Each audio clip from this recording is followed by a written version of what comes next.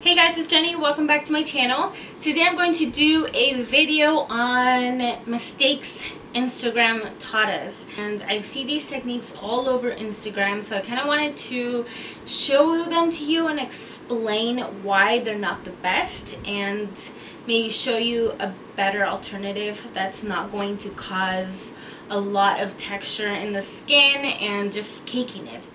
So some of these techniques I do all the time, and if you're doing them, by all means, you're not doing the wrong thing. But sometimes it's not the best technique, especially if you experience a lot of cakiness and a lot of texture and your makeup just not sitting well, not lasting as long. So hopefully you learn something, and if you try these techniques, please give me a thumbs up or comment down below. Hopefully you learned something new. So let's just go ahead and get started on this video. Okay, so I'm going to be applying my foundation. I already have everything I need for under my makeup, my primers, my moisturizer, serum, all that. I'm going to show you guys how I apply my full coverage foundation the non-Instagram way.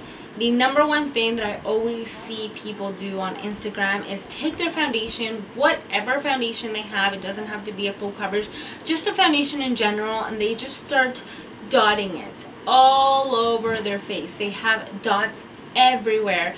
So I don't like that dotting technique because I feel like you always overdo the amount of foundation that you're going to need. You don't want to dot your face with makeup because number one, you might be applying way too much foundation and you might not need as much foundation. So the more foundation or the more product you have on your skin, the more prone you are to it getting cakey and just not looking very natural. So if you want full coverage, get a full coverage foundation, not a medium coverage, not a sheer coverage, and think you can build it up to a full.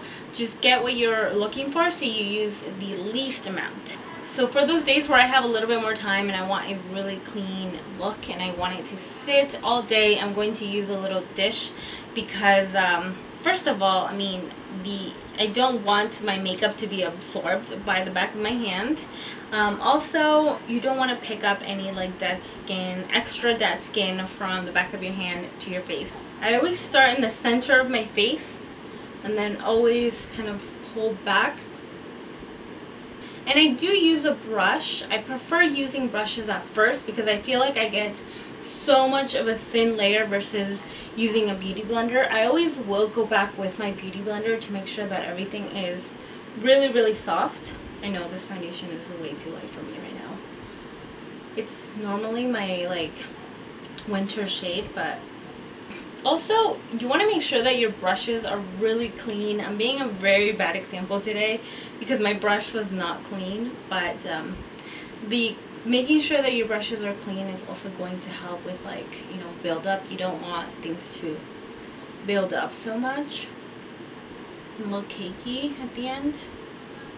Well, the best makeup trick that I've learned is applying your makeup in really thin layers. Okay, so now I'm going to take my beauty blender and start to pounce this all over my skin. Right, so here now I start to take a look and I start to see where I might need a little bit more coverage. So I'm going to take some more of that foundation and apply it to the dish. Okay, so now I can take my beauty blender and make sure that there is no brush stroke marks. Push this into the skin and make sure that the layer is very thin. Okay, now for my contour, I'm going to be applying a cream contour so I can show you how I do it without over applying contour. This is the Hoola Quick Contour Stick. This one is from Benefit. So what I hate the most is when I see girls applying little lines all over their face. I hate that because again, you're applying way too much makeup. I do it all the time when I'm in a rush because I get it, some of these techniques are just quicker, but I don't always like to do it, especially if I'm doing it like on a client, because I don't want to take the risk of anything setting before I get to it and try to blend it out and it's already too late. Then you're blending too much and then you start mixing products together that have already set, and that's when you start to just create this huge mess of buildup and cakiness and everything that we hate. draw a little line here where the most intense area of my contour is going to be. And then I draw little lines upwards, because you always need to blend up when you're adding contour.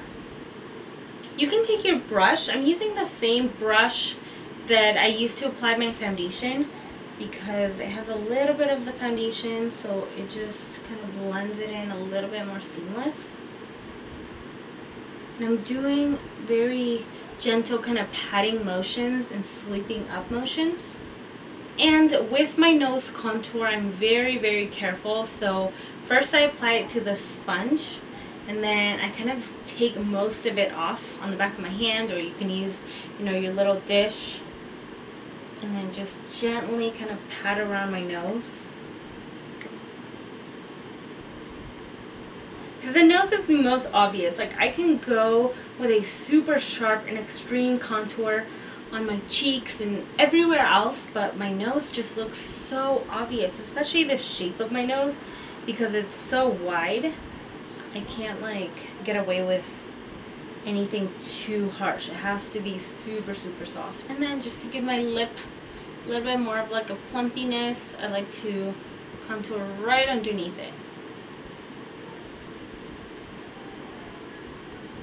So now I'm going to be doing the highlight portion of my contour, and then more dots with highlights. So I don't like to do that, because again, you're applying way too much, and most contours set really quick if they're good contours. So once you go in and try to rub it on top of your foundation, you're just creating more of a muddy look to your skin. It doesn't sit really nice on top. The concealer is not very light at all. It's actually really close to my skin tone after it sets. But it has a really yellow undertone, and I naturally have a really yellow undertone, but yellow is what's going to give you more of a brightness. Just in this area here where I have a little dip, and it's not even a big dip at all, but this is where I normally start, and I like to apply it sort of where the inner corner of my eye is, and start patting that in. Since it's a lot of product, you're going to be able to spread it out to where you need it, and I like to kind of bring it all the way out to this it's called the triangle of light area. Again, I'm working in sections. You don't want to start marking up your face before you even get to it. And then I'll just take a look and see where I might need a little bit more.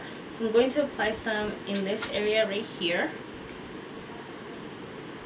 And I have almost no pressure on my beauty blender. It's a very, very gentle touch, because remember, you have already a lot of layers going on. You're not trying to mix things. You're just lightly setting them over each other.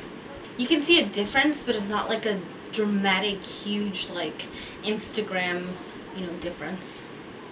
You don't need a ton of product, as you can see, to get a full coverage complexion.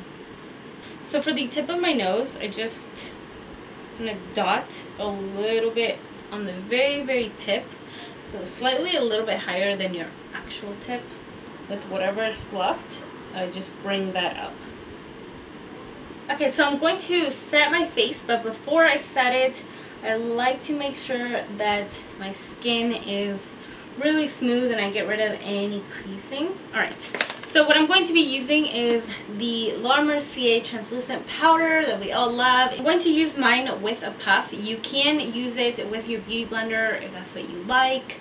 And then I press my puff right into the powder, and then I just kind of take off all that excess off the back of my hand. Just get rid of all the big clumps of powder before you apply it onto your face. I start under the eyes, and then I kind of just go all over, especially the areas that I get the most shiny, which is always kind of around my nose and around my mouth. And then with whatever's left, I'll just kind of keep pressing it. If you like the baking method, you can definitely do that, especially if you have really oily skin. So only bake the areas that are the most oily. I've tried this on really dry skin clients worst mistake of my life. You get the worst skin texture and you cannot come back from it. So only do this if you have really, really oily skin, which I do have really oily skin, but for me it's around this area here. So these are the only areas that I'm going to bake. And then under my eyes, I mean, I've already set it with powder, so I know I'm not going to get any more creasing there. So just in this area right here. Guys, so I hope that you guys enjoyed a few of these complexion techniques, and hopefully you learned something new. And if you guys are going to try anything out, don't forget to give my video a thumbs up and subscribe. And if you guys want to see more videos like this, then don't forget to subscribe, and I'll see you guys in my next video. Love you.